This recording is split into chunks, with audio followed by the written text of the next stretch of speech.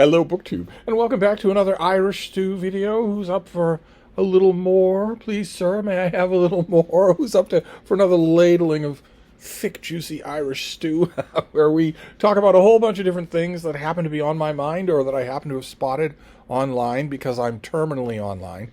And we break it down by the world, and then the United States, my own country, and then YouTube, and then BookTube, and then finally me, the most important subject of them all.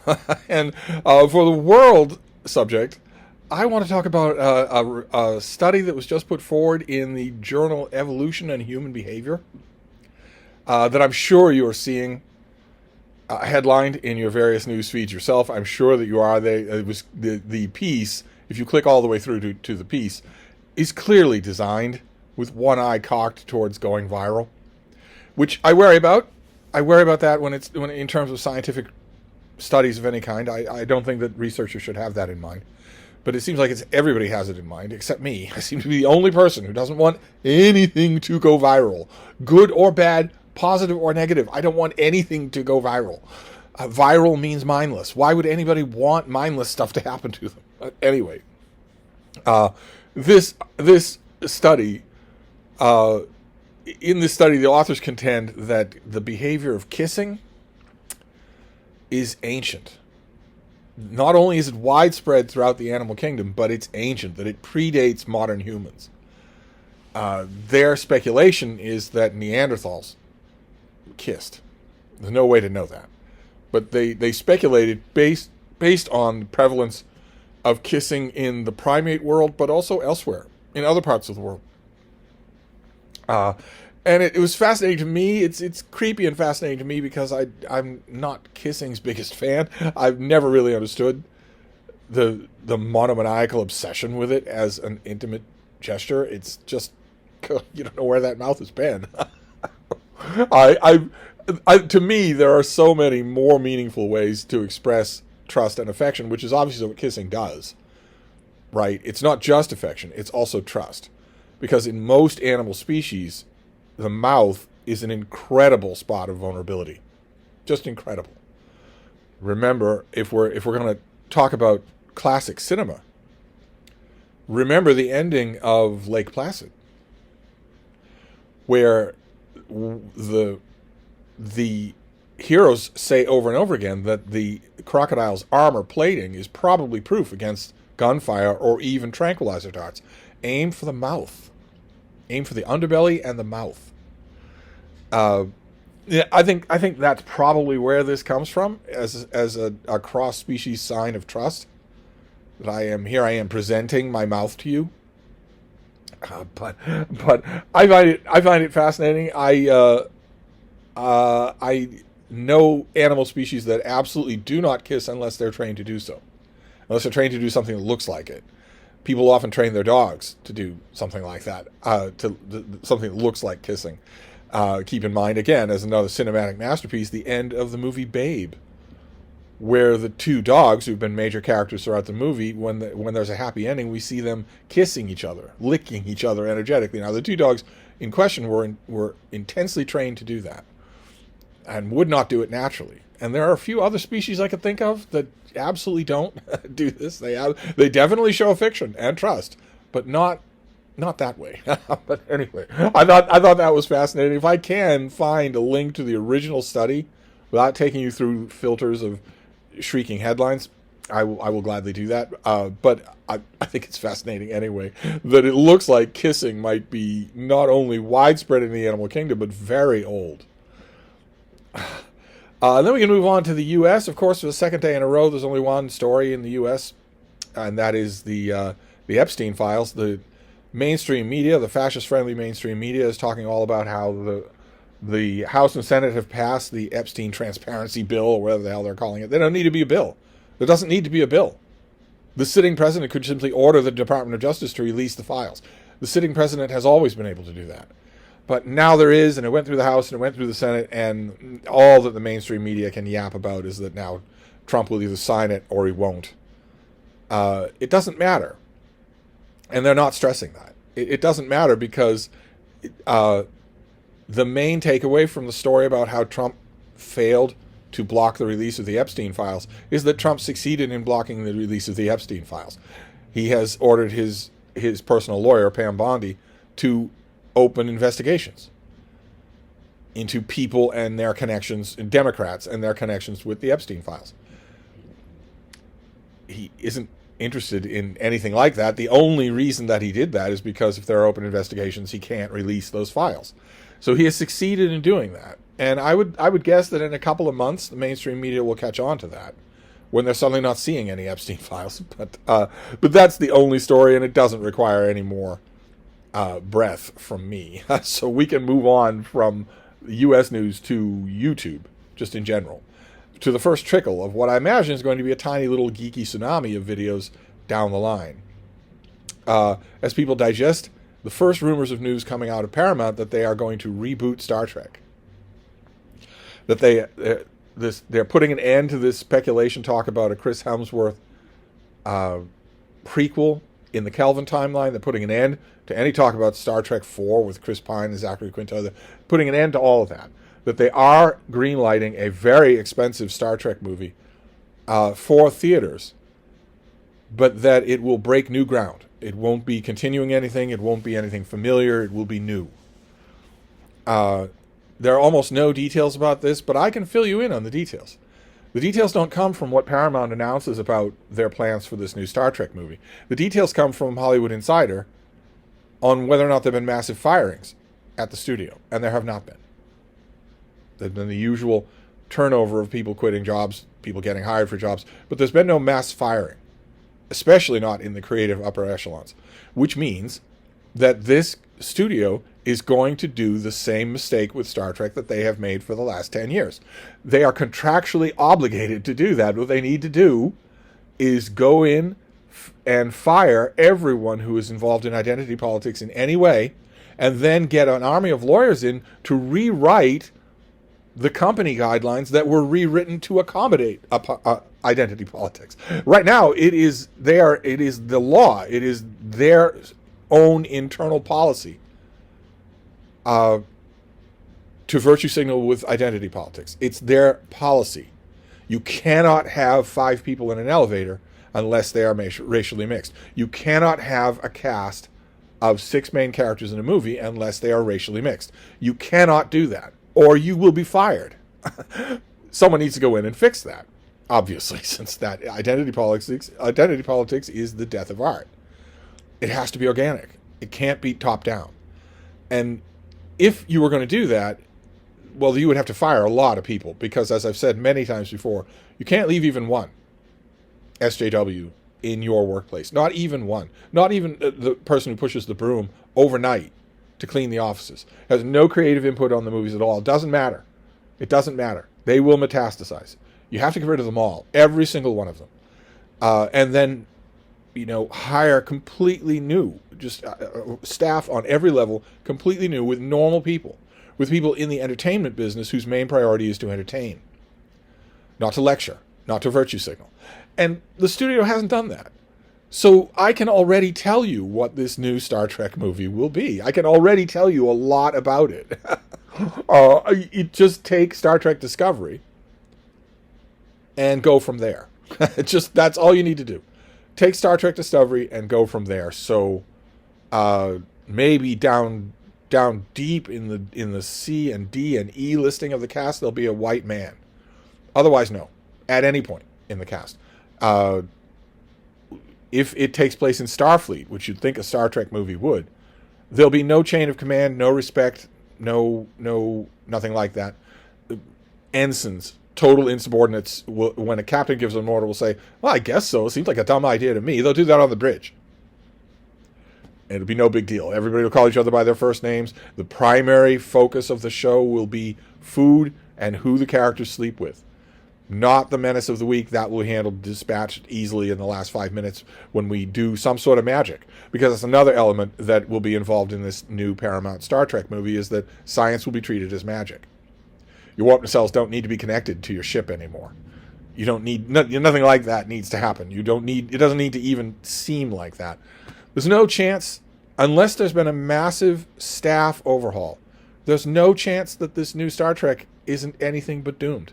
It will be. I can't imagine that the studio doesn't know this. I'd be amazed if they actually release it in movie theaters, because it will massively flop. Just massively flop.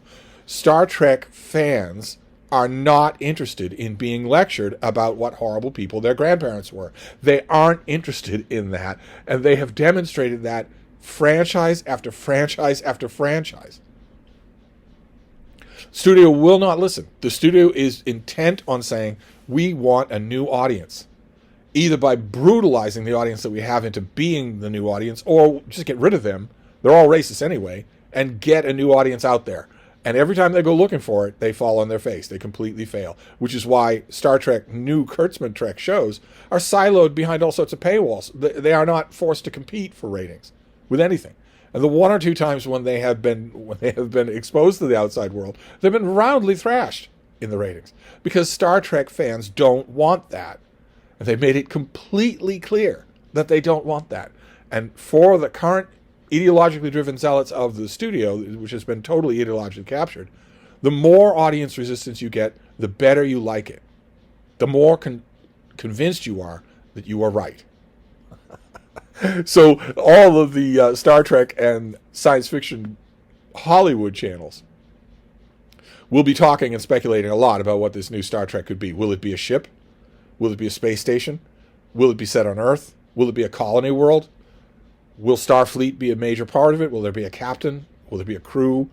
Anything like that? No idea. The studio's main point that they have said is that it's going to be completely new cloth. Which, again, aside from the ideologically captured stuff, which not only Star Trek fans, but movie-going audiences don't want that. They don't want it. Aside from that, there's also just the practicalities of if you have nothing recognizable but the name Star Trek, no properties, no characters, no ships, no nothing, no carryover at all, this movie's going to cost $500 million to make and market. That's a pretty big gamble to ask audiences to embrace something that is like nothing they've ever seen before. I don't know. I'll be interested to see what further tidbits the studio drops, but I thought I would mention that for YouTube just in general. And then we can move on to BookTube, and I want to mention two channels that I mentioned before. First is Alison Talks Books. She does her recent video, her most recent video. I'll leave a link to it down below, where she decides to pick her December TBR based on the colors on the book covers. No. No, not our Alison. No. No, she did a 5-hour video about the hellscape of moral panic that had all sorts of footnotes, all sorts of annotations. It is absolutely fantastic. It's not actually 4 hours long, but it's a study of moral panics. And as they apply to the book world. Of course, there are many examples outside the book world. She touches on a lot of those. It's just another example of what, well, I don't want to use the word freak. It's another example of how David Murphy she is, how lucky we are to have all sorts of voices chiming in on BookTube and doing their own thing and being embraced for it. That is just wonderful. I know I've recommended her channel before, but this video, I'm not even sure how much of it you'll agree with. That's the wonderful thing about this. I hesitate to use the word community, but I guess I will. This community and the way that we've just all decided to be here is that you don't have to agree. I mean, occasionally I'm sure I have said things you don't agree with. You don't even have to. I'm not sure that I 100% agree with all of her points. One of the people that commented on her video said there is a difference between a moral panic and moral concerns and actual moral disapproval. Those two things are not the same. A moral panic has a bandwagon jumping element, has a brainless herd mentality element, whereas objecting to something on moral grounds doesn't need to be that. They're not the same. I agree with that person. To that extent, I agree with that person. But you're going to love the video anyway, whether you agree with all of it or disagree with all of it. You're still going to love it. I would say go and subscribe. Let's encourage as much variety in video content as we can get. So that's one of the two things that I want to talk about. And the other two things is Life on Books, which I've recommended their channel before. And the newest video is how to write a perfect book review. which of course attracted my attention, right? That of course did. I'd be willing to bet I have written more book reviews than anyone on BookTube. Certainly I've written more book reviews for mass publication, not just on a Goodreads feed, than anyone on BookTube. I believe I am the only professional book critic on BookTube who does it full time. I mean, Olive at A Book Olive has a large clip file. Don't know that she reviews books anymore. But either way, it's not a question of credentials. It's, of course, that title was going to attract my attention, since I've done a couple of videos on how to review a book.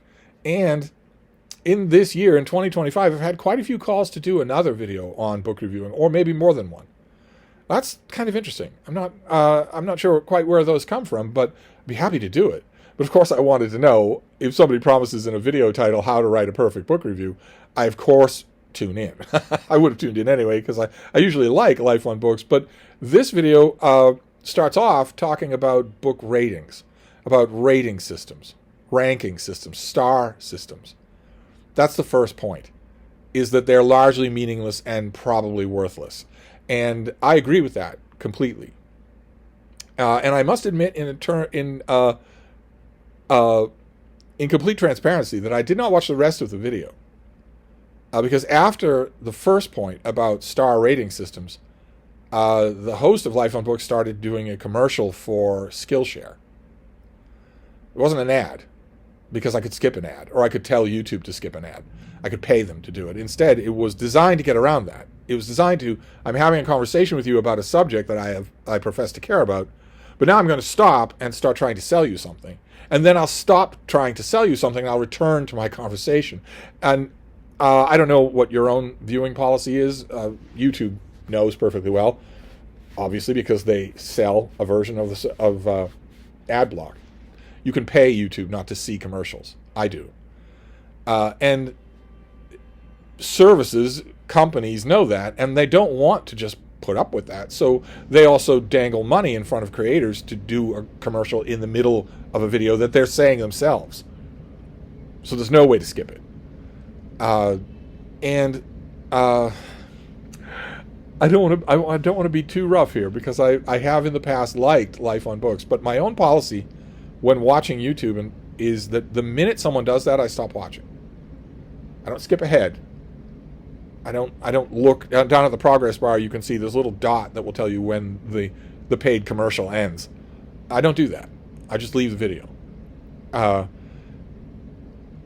I did this time. So I don't know what the other elements of writing a perfect book review are. I'd like to think I could probably supply some of them myself. I wanted to talk about, reflect on book ratings, but also raise the natural question, which is about that paid commercial. The host of Life on Books that starts talking about Skillshare and how great it is never praised it before he was paid to do so. So I'm within my bounds to wonder if he's ever used it. Even now, if he uses it. And if he doesn't use it, and he's asking me to listen to 5 minutes of him praising it, then that means his opinions, his praise, can be bought.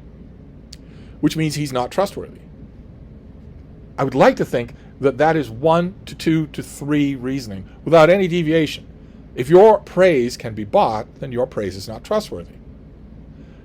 It's no good for you to say, well, in this instance, guys, I'm not being paid to say it. I was being paid to praise X, but I'm not being paid to praise Y. Well, your praise sounds the same. So only a fool would... Of course, that question came to mind, is that if someone can pay you to praise something that you never praised before, that you never mentioned before, then I don't trust you when you praise something else. Which is the main objection that I have made for 9 years here on BookTube about paid sponsorships. That if it doesn't make sense, if it isn't organic, it destroys your trustworthiness completely. And once that's gone, you can't get it back. So if... I don't even know. What would be a good example? Well, Sarah at Reading Category Romance, she hasn't made videos in a while, but for years, she made videos about her love of Harlequin romances. and talked about all the new releases and praised some of them, bashed others, said that others were unconvincing. Maybe you'll like it. Read some of them out of order, all that sort of thing. If Harlequin had come to her for a paid sponsorship and she had said in the next video, I want to talk about X, Y, and Z, but I also want to tell you about this new special that Harlequin Romance has because I think it's really good, you wouldn't hesitate at all. You wouldn't have any doubts like that. You would already know she's a fan. You would already know that. Is there an example on this channel? I guess if Mega Stuff Oreos came to me, but it's not book related, so I would still turn it down. Penguin Classics, maybe, but my love of Penguin Classics has wavered quite a bit in the last few years. A perfect example would be when the Robert E. Howard estate and when Edgar Rice Burroughs Incorporated go to Michael K. Vaughan. So that 5 videos down the line, when he's done looking at what they've sent him and he's thought about it, he shows you their specially printed volumes or whatnot. Well, that doesn't raise a hint at all. That doesn't raise any problems at all because he's been praising these authors and these literary estates forever. But when it comes to Skillshare, no, that just tells me that your opinion is for hire. But before that break, before I got to Skillshare, we got to that part about star ratings, and I want to underscore the point made by Life on Books, which is that you shouldn't do it. Star ratings are worthless. They are totally worthless. Not only are they inherently meaningless because their significance varies from person to person, but books aren't carburetors. You don't rank them.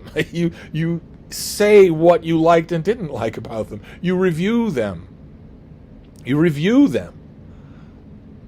Surely books are the last readout of nuance. Surely that's what we're all here for. I know that people must find star ratings useful, but I cannot imagine forming even a willingness to try a book based on star ratings without reading anything about what people thought about it. So I want to, at least that part of the video on how to write a perfect book review. I suppose Skillshare has a course on that. Unlike Life on Books, I have actually tried Skillshare. I actually did fork over money to try it once I saw a million ads for it. I thought, is this something special or is it not? It is manifestly not special. Manifestly not. If you have ad blocker, if you paid for YouTube Premium so you don't see ads, you don't see actual commercials, then YouTube is every bit the equal of Skillshare. In fact, better. In many cases better. If you want to know how to build a deck behind your house, and you want to do it entirely through video content, YouTube, free YouTube, offers every bit as much, better, more information than Skillshare does. And that stays true on every subject that I saw. I did like a dozen subjects, from coding to formatting a MacBook to using to playing around with the features of a PDF, cooking fried eggs. It is not superior in any way, is what I'm saying. It is not at all, in other words, living up to the paid billing that was recited by Life on Books. So not only do I not believe that Life on Books uses Skillshare, but also the paid ad pattern that you are forced to sit through if you want to watch the rest of the video is not true. So it's just objectively not true. So but before that, I wanted to underscore the point that we should all abandon star ratings. Let's just all do that. I know a lot of you use Goodreads, but you don't have to put a star rating on things. I have sporadically used Goodreads. I should use it more. I really should. And I know perfectly well that you can post a review on Goodreads without putting any star on it at all. So if somebody wants to know what you think about a book, they have to read what you think about a book, which is at least getting a little closer to a book review. There are precious few book reviews on Goodreads, and I'm not saying that there should be. It's largely a gathering place for book reactions. A book reaction is not a book review. There are precious few book reviews on there, but reactions in the aggregate can be very interesting too. Anyway, I just thought I would bring that up. Sorry to make it so much about Skillshare. Don't let FOMO strike. You're not missing anything by missing out on Skillshare. Nothing at all. If you want to know how to jazz up your videos, the videos that you're making, you want a multi-step process on how to do that, or how to use Microsoft Word or any other subject under the sun, just ask YouTube. You don't need to ask Skillshare. But be that as it may, we can move on from there to me, to the important subject here, which is me. And I have encountered yet another crisis here at Hyde Cottage. Now, some of you wags out there would say, how can you keep coming up with crises? Aren't you a fat old man who sits on his couch with his little dog all day long? My little dog is in fact right next to me. She's wedged so tightly against me you almost can't see her. She's wedged against me, but she is here, and yeah, I spend a lot of time on the fainting couch with the little bean. It's true. I spend a lot of time reading. I could easily make today's segment on me the same as yesterday's about reading overdrive. Oh my God, I've been doing so much reading. Basically, when you're not seeing me, I am reading pretty much around the clock, which is a lot even for me. But I do have a crisis, because they do crop up. When you are old and querulous, little crises crop up all the time. Would you rather it be one of these things, or that I fell down the stairs and broke my hip? I think you'd rather it be one of these meaningless things. So the problem here is the fireplace. Or rather, the lack thereof. Dun, dun, dun. Once upon a time, this building had a brick chimney running all the way from the basement through the middle of the house to the roof. And it wasn't used anymore. We have heating. We have normal heating. It wasn't a functional fireplace at all. And that required, obviously, that a few years ago we should obviously get rid of the brick part of the chimney that is sticking out of the roof. Obviously, that has to go. Because that's exposed to the elements. That's an egress to the house for all sorts of animals. That can be blown over and fall on people. So obviously that had to go. Fine. But eventually you start to realize that the whole chimney has to go. The whole of it. Down the middle of the... It's structurally right in the middle of the house, because once upon a time it was meant to heat these rooms. The half of the house that's on the one side of it and the half of the house that's on the other. It was meant to heat them. But now those days are long gone. They're not coming back. It wasn't possible to make it functional anymore. So it really, that chimney had to be pulled out on all floors, all the way down to the basement. That was a headache on its own. Some of you may remember that on this channel. Some of you may remember what that looked like. But in the living room here, when the fireplace existed, it jutted out a little into the room. Picture the room as just a rectangle. It jutted out a little and had a mantelpiece and all that. And when it was removed, well, that obtrusion into the middle of the room went away. And instead you've got a sheer wall. We kept the mantel. See, a mantel there is a nice little feature. It's a nice piece of wood. But the workmen put in shelves where there was once a fireplace on the bottom and then just a wall on the top. The workmen saw that space and put in shelves. Now the shelves on the bottom are behind an easy chair, so they are perfect for totally inconspicuous storage. There's not a lot of storage space here, so that's great. But the ones above the mantel seem like they should be for books. And right now they are covered in books. But to get up to the top shelves up there requires a footstool. You can't just casually walk by those shelves and grab something. And that means the books up there are going to be ignored. All the books that I have to be easily within reach. They can't be where, I would grab that, but I've got to get a footstool and then risk the aforementioned broken hip. No, they can't be that. So that's my crisis now, is I've got to risk using the footstool to get up there. I'm going to take all the books off there. The ones that aren't within reach. The ones that are on the first shelf right above the mantel are within reach. All the others are not. They all need to come off there. And then what do I do? What do I put up there? Knickknacks? I've been mocking people who put knickknacks on bookshelves for my whole life. Am I supposed to put knickknacks on there and eat crow? I don't know. I don't know. That's my crisis. Step number 1 is easy and doesn't involve any kind of a quandary. I know now that I want to remove all those books and probably get rid of them. If they've been up there all this time and I haven't wanted them, probably they can go. But step number 2, what goes in its place? I have no idea. No idea at all. And it's a crisis. So anyway, sorry. I realize that doesn't sound very serious, but it is. Doesn't take much. But anyway, I'm going to wrap this up. I will leave the appropriate links, and I will be back.